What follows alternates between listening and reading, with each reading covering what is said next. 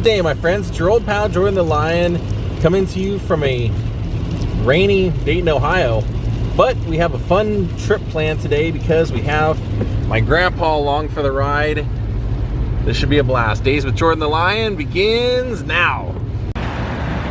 So the reason I brought my grandpa along today is because we are going to experience together, he's been here before but I never have, the American Packard Museum, the old Packard motor car. Because what I didn't know was he was telling me in the 30s and 40s, this was more of a prestigious automobile to own than even the Cadillac.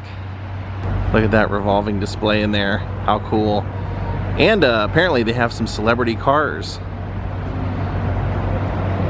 So here we are, they're telling me that 1917 this was opened as a Packard dealership. And the service center would have been straight through those doors. Now this car, this was not one of the factory colors that they offered. A man actually purchased this in West Virginia for his daughter and had a custom color made for her called Orello. It's a 1934 Super 8 Sport Phaeton. And basically the story was that she hated the color and didn't want to drive the car. So his wife ended up driving the car and now it's on display here. And as my grandpa said when we walked in, he looked at that, he said, now do you understand why it was more prestigious than the Cadillac? Look how beautiful that is. And not only are we going to see some amazing Packards just visually, but historically they have some amazing stuff here. They have the Godfather hearse and they also have Al Capone's last car. So let's go explore it. My grandpa's already started. That's a 1930 model 734 Boattail Speedster. Brand new, it would have been a little over $7,000. Look at that, man. That is just pure class.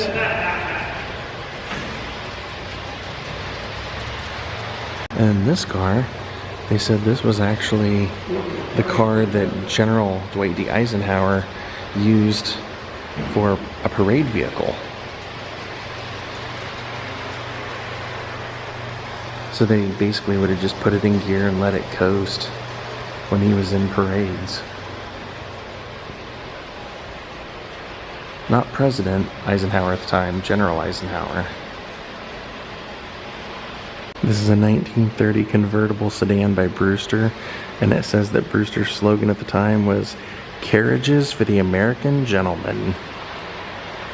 And my grandpa's pointing out that it says on here an average house at the time costed $7,000, and that's what this car costed new. Did you ever have a Packard, Papaw? No, my granddad did. They used son Chrysler Plymouth, the Packard on the tree. Oh yeah, my grandpa's family used to sell Chryslers in this area, and he said he took one in on trade and kept it. I just love those hood ornaments.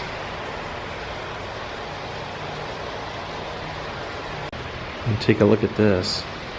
1928. Custom 8.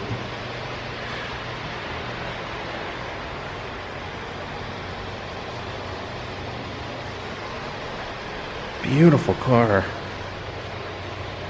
Beautiful color.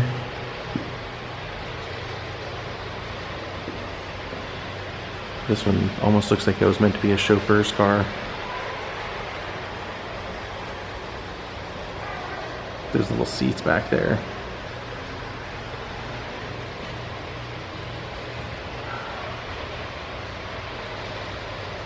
And look at the hood ornament on this one.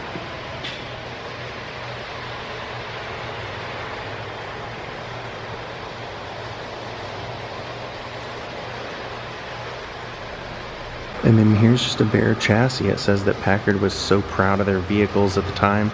Sometimes they would often take one of these chassis and just put it out on display in one of their showrooms. And it would allow the salesman to tempt the buyer, showing them the innovation. And then look at their slogan up on the wall. Ask the man who owns one. Now let's follow my grandpa into the showroom. He's already in there. This would have been the service center back when it was a dealership here in Dayton.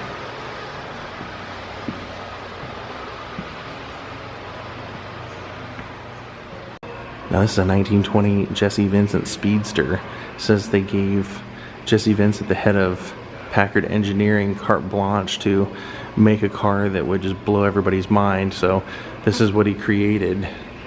Said they used to show it off to celebrities and dignitaries. Beautiful car, isn't it? Man.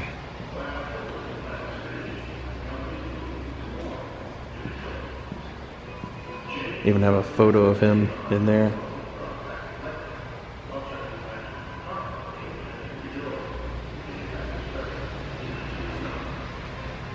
And this is really cool. It says Lindy's fastest automobile, right? And they're saying that when Colonel Lindbergh was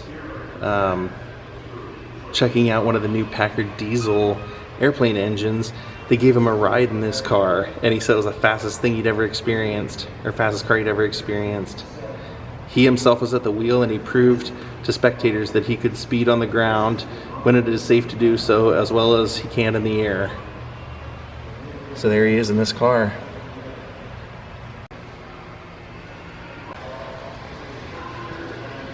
Man, these are just beautiful.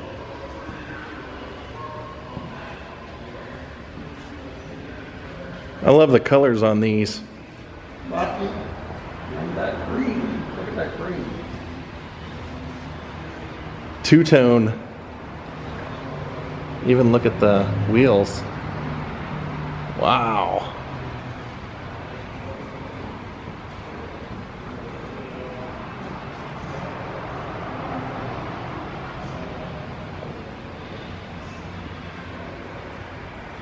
These are pretty fast for their day, weren't they, Papaw? Mm-hmm. Pretty fast for their day?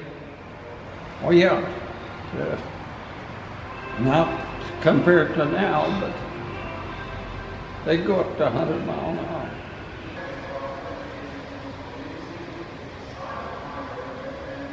Yeah, you're right. That is moderate air conditioning, isn't it? Pull that out. That's interesting, Papaw. Just show me that's the temperature gauge for your radiator, so you could see it while you were driving. That's interesting. You don't think of that kind of stuff now. Your birth year, Papaw, you could have had one of these. Oh, you had to crank it? There and bust your arm. That one's even monogrammed. And my grandpa was saying he likes the rumble seats.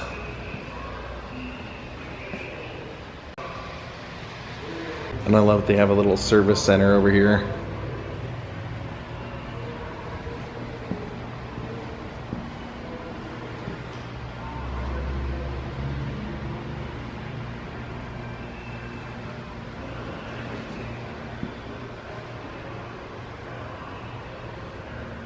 "12-cylinder, huh? Wow." They call it a twin six. It's almost like a V12. It's a 1932 twin six convertible sedan.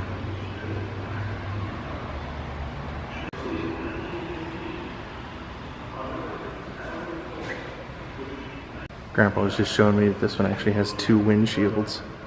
You'd have to open the door, pull this thing up, put the windshield down. Don't see that too often. So this car was purchased new by Miss Maud Gamble Nippert. She was the daughter of James Gamble, the owner of Ivory Soap, the inventor of Ivory Soap. And she purchased this car new in Cincinnati. She always drove the car herself, which was rare for a woman of substance at the time. It says Maud was a firm believer in the hereafter, and when she passed away in 1937, her will stipulated that the car be regularly maintained to be ready for her return.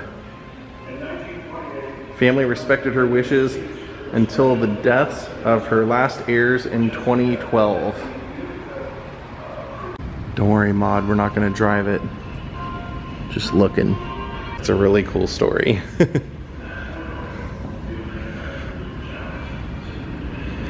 Maud's car. He's loving this. My grandpa used to come here with his best friend till his best friend passed away. He said, I haven't been there in about 8 or 10 years, I'll go with you today. It's a 1914 Runabout. There's big tires on there. Look at the front of it. Isn't that beautiful?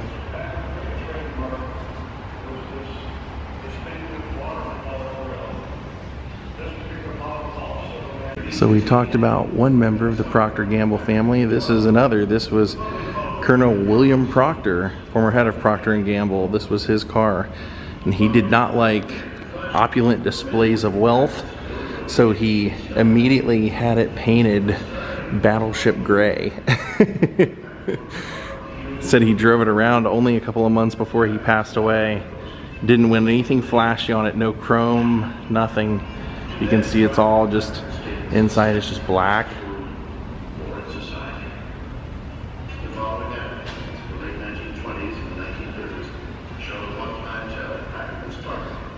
And then his estate donated it to the museum. Look at that. Some of the colors they did were pretty interesting. This gray. This is the 1937 Touring. 12 Touring sedan. And look at the hood ornament for that. Take a look at that. Packard Motor Car Company of Detroit. 1899 to 1956 manufactured trucks, and was a leading supplier of heavy-duty trucks to the Allies in the Great War, World War I. In 1915, Packard built more trucks than cars, supplying allies including Canada, England, France, Russia, Finland, and others. U.S. Army alone had over 10,000 Packard trucks. And here's one they're very proud of. This was their famous 1903 Gray Wolf Racer. They called it the Gray Wolf because it was the first car of its day to reach over 60 miles per hour.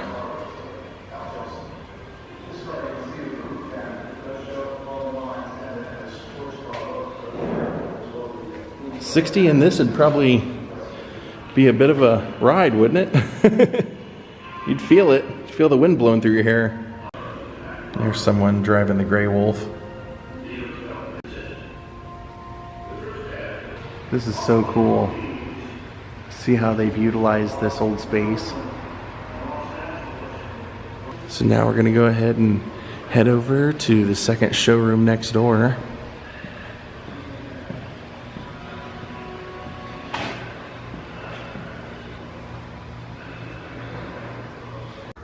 Wow.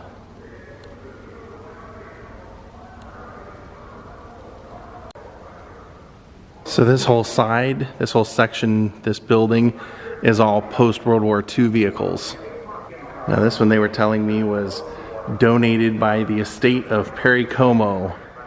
Singer Perry Como, he loved his Packard. This was a 1953 Caribbean. So it was introduced mid-53 for the Pan American show. The styling differences included a leaded-in hood scoop, chrome rocker panels, and most notably a fully cut rear wheel opening with chrome wheel arches.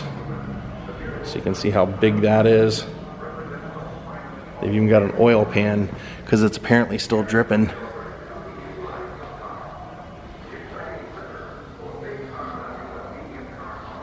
And it was, of course, owned by the great Perry Como.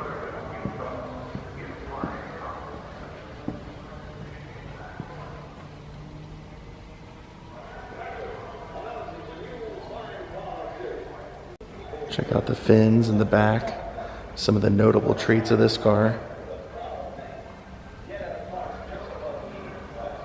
And here we have a continuation of the Caribbean. Perry's was a 1953. This is the 1954 Caribbean. Awesome body style. I really dig the two-tone style and everything. And the seats.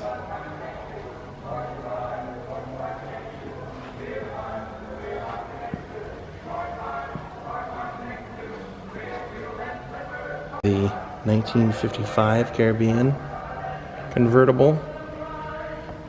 Pink, black, and white.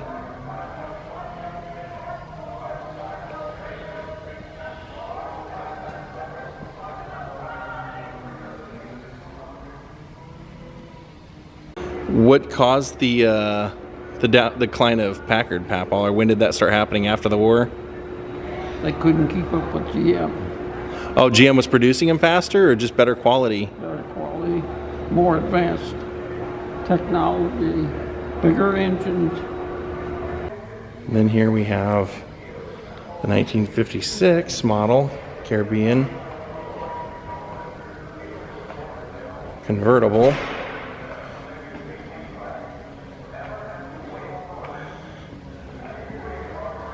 No blue in the seat tones. I was kind of curious as to whether they would do that or not.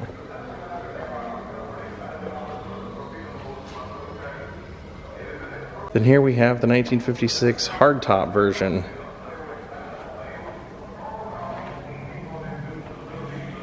And then check out what's behind this.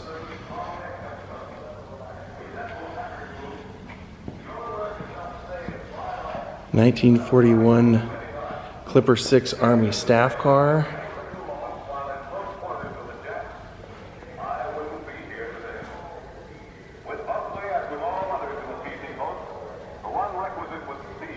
And here it is. Look at that guy. Wow. 1948 Henry Landau. Three-way hearse. In 1972, Francis Ford Coppola's movie The Godfather, mob boss Don Vito Corleone is taken to the cemetery in this beautiful hearse. The Godfather was nominated for 10 Oscars and won 3. This hearse is called a new three-way side servicing car because it enables the user to load and unload caskets from both sides and the rear of the vehicle.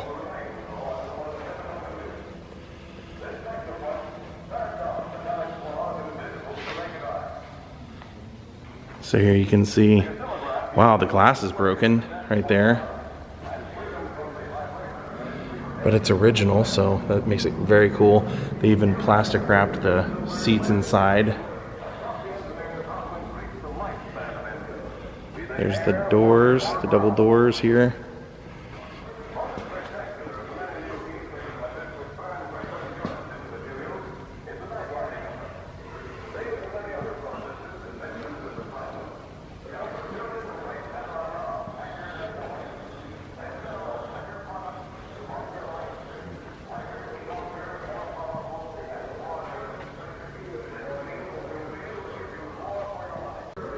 There's inside the hearse. I don't know, man. To me, that is pretty freaking cool to see the hearse from The Godfather. Glad to know that it's well preserved and on display somewhere. Because this museum is open, I think, Wednesday through Sunday. Oh, as I'm looking at this window, I just noticed the bullet shatter right up there. Here's a Packard Clipper. It's kind of a cool body style.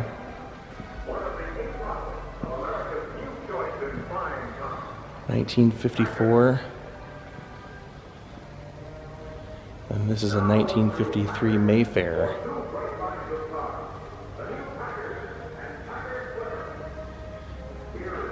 And then look at this one with the wood paneling. I never much cared for that kind of wood paneling look on a vehicle. You can see here they did another style of facelift to the car with that same wood paneling idea. Not the same idea, but using wood paneling on the car.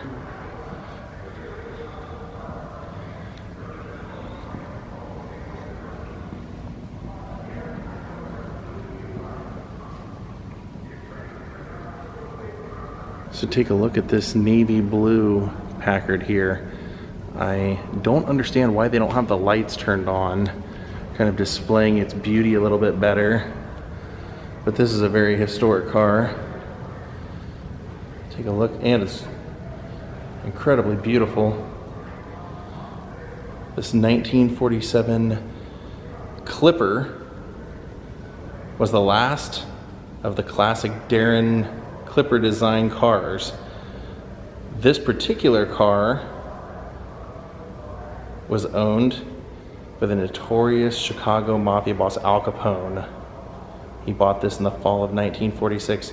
This car was to be his last, as he died in January of 1947. The car was driven by Capone's chauffeur and bodyguard, a man known as Motorcycle Mike. Upon Capone's death, Mike was given the car and kept it until the late 70s. After a long period of negotiation, the car was sold to the current owner, who would find various 9mm Luger casing during restoration. Wow. The preferred weapon of Motorcycle Mike. Wow. Very cool. The last car of Al Capone.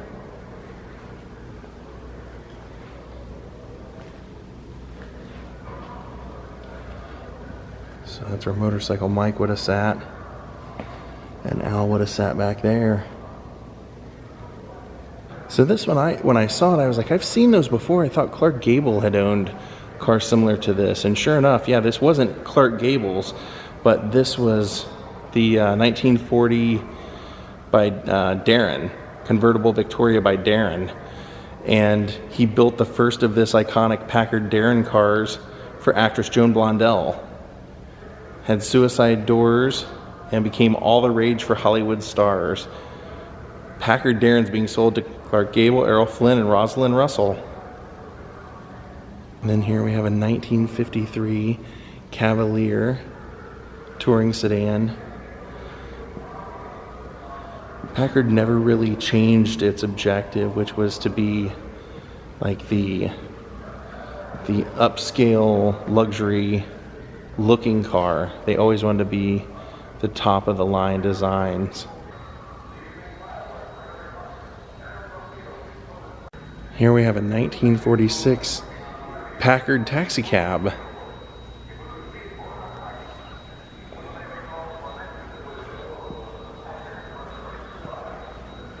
I love the way they did the grille, the whole front and everything, the whole front end. Just love the design of that.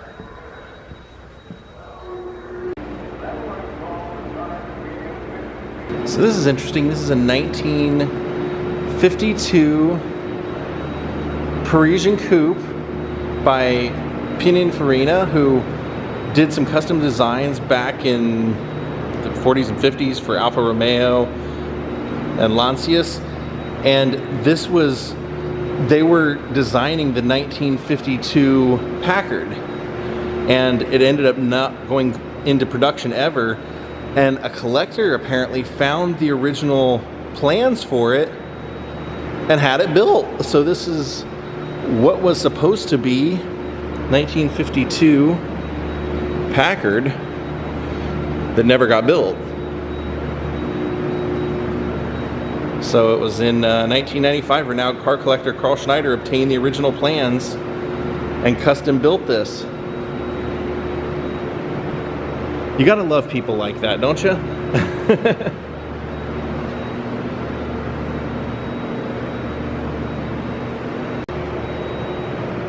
So this car's pretty interesting. This was a 1951 Packard that a racer named John Trevaux used for one of his Carrera Pan America races. And that's a race that goes like a treacherous race across Mexico from border to border.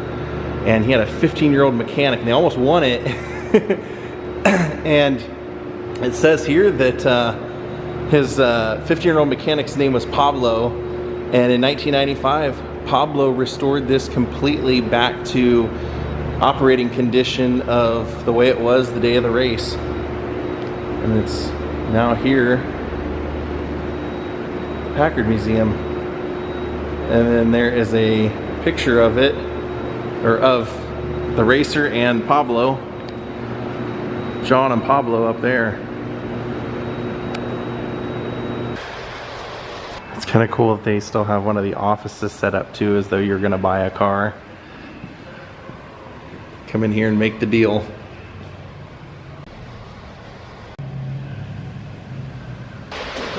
All right, my friends, I hope you enjoyed this. I want to thank Steve Deek, Elizabeth Merritt, Erica Prince, Kim Halper, Christy Holly, Jared Hara, and Crystal Copenhaver for becoming my newest Patreons. I hope you enjoyed seeing the Packard Museum today with me and my grandpa, and seeing the Al Capone last car, the Godfather hearse. Pretty cool day. Thank you all for being here. We'll see you all next time. Goodbye.